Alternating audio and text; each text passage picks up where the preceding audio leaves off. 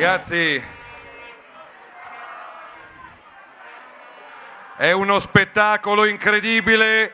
Questa è l'Italia che vincerà. Davanti al pratone di Pontida, affollato come non si vedeva da tempo, Matteo Salvini, passato nel caldo d'agosto dal Viminale all'opposizione, galvanizza i suoi e promette che la Lega tornerà a governare e alla folla ribadisce le priorità a partire dalla flat tax e poi sicurezza ed immigrazione. Se smonteranno il decreto sicurezza sarà un'altra occasione di referendum perché sia il popolo ad opporsi alle scelte del palazzo. Sull'immigrazione la vedo grigia nei prossimi mesi, la vedo male. Moltissimi veneti, un centinaio i pullman arrivati a Pontida da tutte e 7 le province, ed il Veneto si aggiudica la battaglia a colpi di vessilli con l'ingresso del governatore con tutta la squadra di assessori e consiglieri del Carroccio. E siccome quando si va a fare le scampagnate si porta sempre la copertina, eccovi la copertina.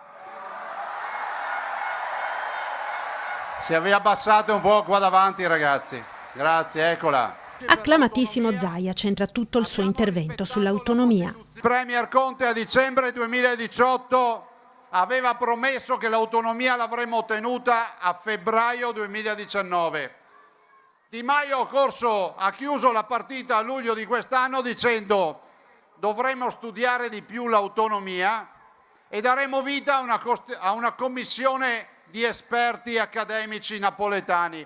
Io non c'ho niente contro le commissioni, tantomeno contro gli accademici napoletani, ma dopo 15 mesi è una presa per il culo, non è lo studio dell'autonomia. E contro i 5 Stelle si scaglia l'ex ministro Erika Stefani, che insinua anche un sospetto. Il dato definitivo è questo, non la volevano fare andare avanti, quindi adesso voglio vedere che cosa accade, però se quelli erano i presupposti, salvo che l'obiettivo non fosse quello di fare sì che l'autonomia non avesse il nome della Lega.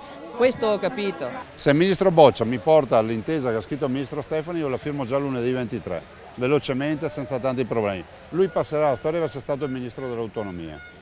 Resta un problema che il governo italiano a tutt'oggi non ha mai detto ai cittadini italiani quale sia la sua idea di autonomia, mai vista. Siccome qua i padani hanno un buon occhio, è più grande di quella della Lombardia questa. Sì o no? Non ho sentito. Doge Mola Leon, ciao!